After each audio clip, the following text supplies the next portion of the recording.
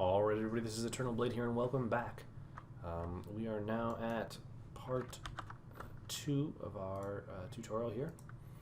So we're just going to come in here and we're actually going to hide our camera. So we don't really need to see it for what we're doing, and we're just going to get a perspective here so we don't mess up anything. And we're just going to continue to sort of redefine our scene a bit. So, and again, I just have the reference image pulled up on my other monitor just so I can take a look. So I've noticed that I believe our bed and everything is too low. And the reason I think this is because if we go and make a box about the same height as this thing here, showing our box is about 20 inches high. Now that seems almighty low. Most desks and such should be about 30 inches high, I believe. So kind of about up to there. So we're just going to adjust our things until we get to about 30 inches. Okay. So just some, dragging of our stuff here, and let's try to find our. Where the heck is our box? There's the box, okay. Just lost it for a second. Alright, so we're just going to drag to about 30 inches. It doesn't have to be perfect, okay? And we're going to grab the bed, and we're just going to move that to, and this. I'm trying to think, and let's grab the pillows, and just move the bed up to match, so right about there. Perfect. Okay. And let's also grab these, and we're just going to increase the height of these a bit because it looks like these are actually taller than they are long. So I just want to try to get that. And there's actually, I think, 5 of them.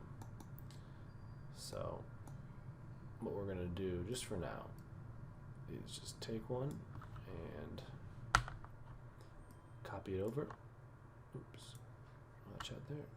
Alright, just copy it over, and we'll just clone it to element. Now let me actually undo that real quick, and here we go. Okay, cloned element. And I'm actually going to, let's see here, hide the walls there just so we can see the main portion. And I've saved my scene as Cruise Cabin 02, just so we can there we go, just so we can keep our scene organized and such. Okay, and now what we're going to do here is just shrink this a little bit, just on one axis, just to give it a little more paneled look. So 1, 2, 3, 4, and 5. 1, 2, 3, 4, and 5. And again, this sort of ends right at the couch, so just shrink it a little bit more. Okay, I'm just trying to get everything to sort of match. So that's pretty close. There we go. Okay. And actually, I'm gonna, if you go to, let's do an unhide all, and I'm actually going to make a plane just sort of right here, just so I can see the top of my scene, without having to have the entire roof there. Okay, and now things look like they're working a little bit better. We're gonna have a little bit of a lip there. Perfect. All right, just water.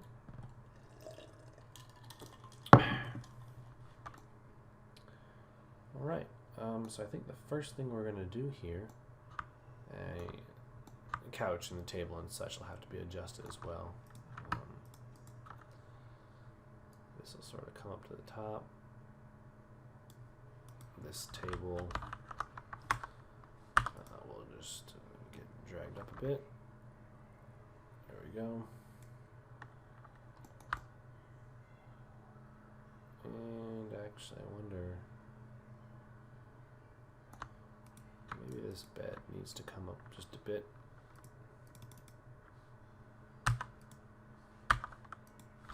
Okay.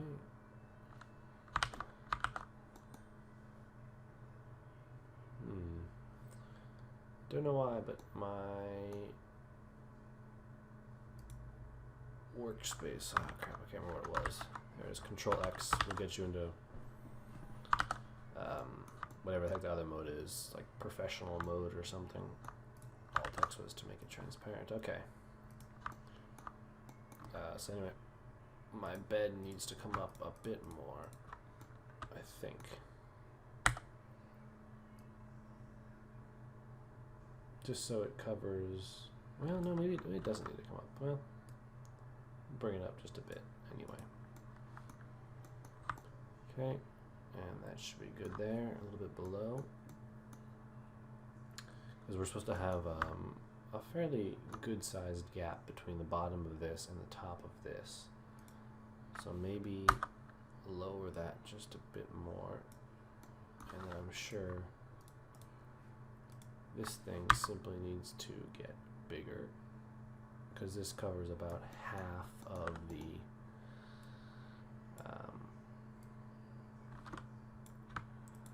little back padding area. Okay, and we can probably just increase the size of this and just drop it down to where it touches the table. And there we go. Okay, now we're getting somewhere. But for this main part, we're going to work on the table. So let's just get our dimensions about what we want. So this table is going to be, we're going to call it 2 feet by 2 feet. So 24 by 24.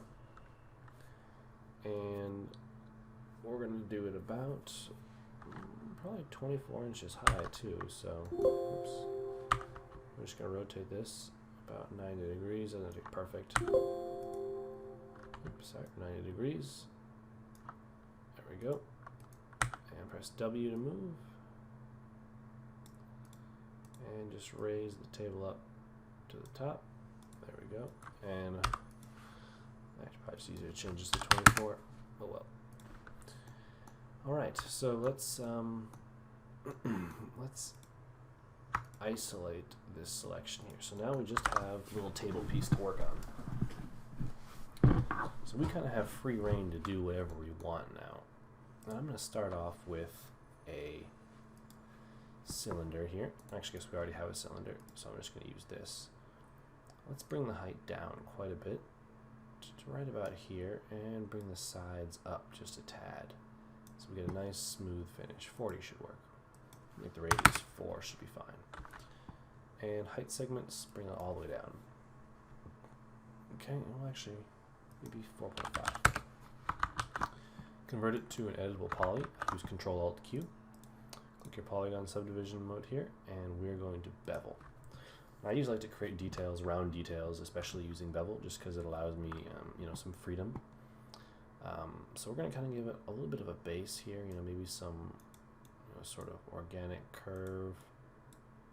Because again, I can't tell, just from the image, what sort of, curve it has. I just know it sort of tapers in, towards the top, like so. Okay, and then we'll just bring it in there. Perfect. And then on the bottom, you want to taper the bottom as well. Just a little tiny one, just so when you subdivide it, if you choose to, it'll be perfect. Alright, so we're actually going to give this a mesh smooth. Oops, not a mesh select. And just give it a turbo smooth. There we go. Okay, just give it one iteration, and that should perfect. I'm just trying to...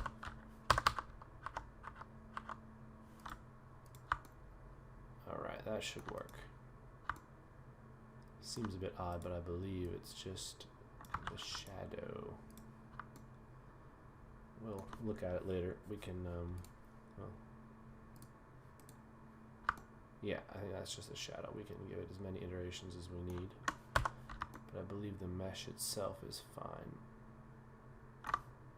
Okay, and actually we're going to just do an inset here and on the top, because sometimes you can get some weird artifacts if you don't do that. And yeah, okay. That should do it. And now for the top of the table. I think 2 inches should be about right. Maybe it's almost too thick. Let's try 1.5 inches here. 1.75. Alright, and let's convert it to an editable poly. And let's just select all these edges here and bevel. Now we need to bevel on the local normal. Oops, sorry, as a group. Make sure you select them all. There we go. And basically we need to go downward a little bit. So just give it a small inward bevel. Bring the height down a bit. Okay. That's odd. Alright, and bevel. And let's go out just a little bit. And down just a little bit. And then let's kind of make some rounded edges here. You know, kind of come out and just round it off. Okay. Now what we can do is select everything and then deselect everything that isn't the corners. What we can do here is chamfer the corner edges. And in fact, let's see, we can chamfer them quite a bit. Perfect. This will just give us those kind of rounded edges we're looking for. And then you take the top here and you just extrude it just a little bit to sort of give it that flat. And then you can bevel it just a tiny bit if you can. There we go. And that should give us a pretty round table. So let's apply a turbo smooth to it and see what we get. Alright, so we've got, oops, watch out there. If we inset this, we're going to have a whole bunch of problems. So the main issue here is we have this rounded portion. Well, actually, maybe we won't have any problems. That's not bad. We do need to make it a bit thicker though, so go into your front viewport, press Z to zoom in here. 1, and let's just select all of these and bring it down a bit. Select this here and just connect. You just want to line in the middle. That'll just give it a bit more thickness. The table as a whole. Okay, and there we go. That's a pretty good table. I'm thinking maybe just scale this down just a bit. Right, so we're going to go to the top view here. Just make sure everything is centered. Just center it up by eye. You don't have to do anything particularly fancy. Okay, I'm just using F3 and F4 to go into wireframe and whatnot.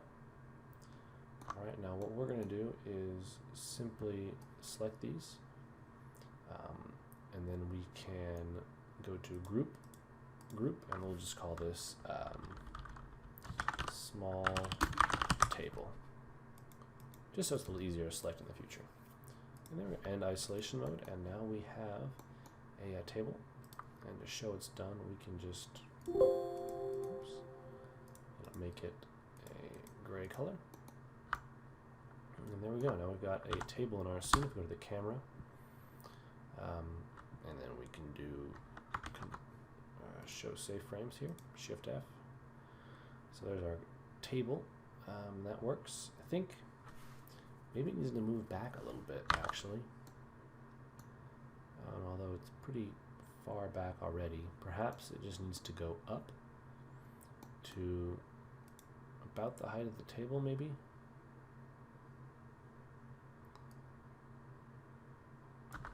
No, I think our camera just needs to change position a little bit. Let's unhide all here. Select our camera and just drag up. It's hard to get the exact same orientation as their picture. I mean, I would guess they're somewhere in the room using a, I don't know, a wide-angled lens or something, which we can do. Oh, that's actually pretty close. Oh, there. That's actually really close. And again, you know, here's what I'm trying to match it up to, just so you can see. So that's actually a lot closer than we were before.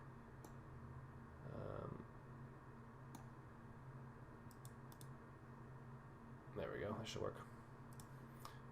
Okay, so we've got the table done, and now I guess we can just quickly work on that little vase thing they've got going on right here.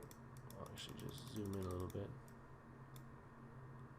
So it looks almost like a little candle holder. Okay, so let's go into our perspective here.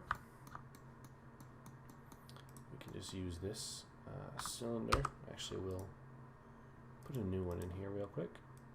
Alright, we'll just create the base of whatever that is. Give it 18 sides. It should be fine. This isn't a particularly high detail object. Editable poly, and let's just start beveling here. So we'll just kind of make some cool shapes. And actually what we're going to do is let's isolate the selection, actually. Okay, we're going to delete it. Oops. I'm going to do a cylinder here. We're just going to make a big cylinder, just because it's a lot easier to bevel, especially when you're working on these small unit scales. Okay, so bevel, and I'm just going to try to recreate what they did. So you kind of goes in, you know, up a little bit, and then in again, up, sort of rounded. Alright, kind of comes in, maybe up a little bit, and then it gets real small. Okay, comes up, and then sort of gets a little bit wider, little bulge, comes back in, and then gets pretty tall here. Oops. Okay, and then just raise that up a bit, and perhaps scale down the end just a little bit. Okay, press Z just to zoom in on it there, and it kind of flares out right here at the top. Alright, it comes in a little bit, and then it looks like it sinks in and goes down. And you just have, oops, watch out, and just inset this inside here a little bit, just so the turbo smooth doesn't kill it. And again, do the same on the bottom. Okay, there we go. And if we apply a turbo smooth, we should have a fairly good looking candlestick. And there we go. Looks pretty good. Let's actually sharpen up some of the edges here. So just click and control double click there and chamfer, and just give it a real small chamfer here. This will just sharpen up the edge real good. Actually, we don't want to chamfer this edge. We want to chamfer this one here. Control double click. Okay. And double click. And let's double click here. There we go. Obviously, I have just a couple more sharp edges there. Let me see on top. Top looks good. So let's just make sure we save this.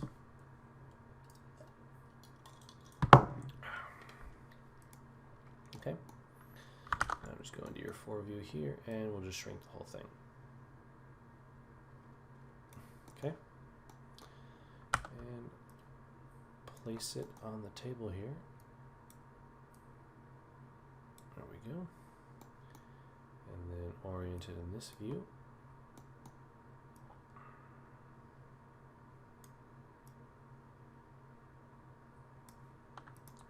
Go to your camera and let's see how it looks. So I want to say it's a bit, maybe it's a bit too big yet. There we go. That'll work right there. Okay. So now we've got our camera, or our flower holder in. We'll just say vase. I'm sure that's the actual term for it. Okay, the vase is done. Alright, excellent. Next, let's see, how long have we been recording for? 21 minutes, not bad. I guess let's do a picture frame, that'll be easy. Okay, so here we go. Let's just isolate the selection here, Alt-W to maximize the viewport. So we just have a box, easy enough. Control-Alt-Q, convert to editable poly. Let's inset this. Oops. We'll just use the inset, we'll just drag it. So we just kind of, there we go, like that. Grow it once, Alt-click, and extrude. We're just going to try to give the picture frame some depth here. Not too much, just a little bit. Okay. And then what we can do is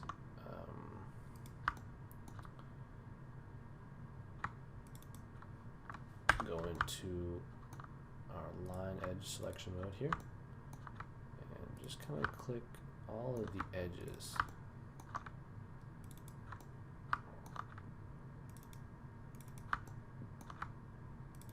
Okay, just double clicking. Should have them all selected now, and let's also select these edges. Just make sure you get them all. Some of them do have a tendency to escape. Alright, I guess we want to deselect, yes, deselect these edges here, and chamfer. Okay, let's just give them a very small chamfer. There we go. I'll just make it to break up the outline a bit. Okay, and we could put a piece of glass on top. I don't know how well it'll work in texturing, but we can try actually. So let's just move this back a little bit, just a little bit. So this will be where the actual painting is. And then we'll make a box. All right, and we'll just have the box cover here. Make it very thin. So the box itself, you can see, is just like imagine a really thin, pane of glass, and we'll just sink it, right on top here. Okay, there we go. And we'll actually press Alt-X just so we know it's sort of invisible. Select both these, assign them gray. Okay, and we will end isolation mode. So there we go. Now we've got our picture frame and sort of glass created. And I think, let's see. I want to say this whole thing should move up just a little bit, kind of to here. And then, let's see. Maybe get a bit wider, just a bit. over a tad. There we go. Okay. That will be perfect. Next, let's see, we can work on, do I want to work on? Moving the camera, that's never a good idea. Well, you know what, I think we'll wrap it up right there. We did the main little table there, the candlestick, and one of the photos. This is Eternal Blade here, signing off. I will see you next time, and we'll continue work on our cabin. So please like and subscribe. Make sure you guys are practicing your modeling skills. Model whatever you like. And if you want to follow along with this one, feel free. You can pick any cabin. You don't have to do the same one I'm doing. The same polygon modeling techniques apply. So go out there, have fun, and I will see you later.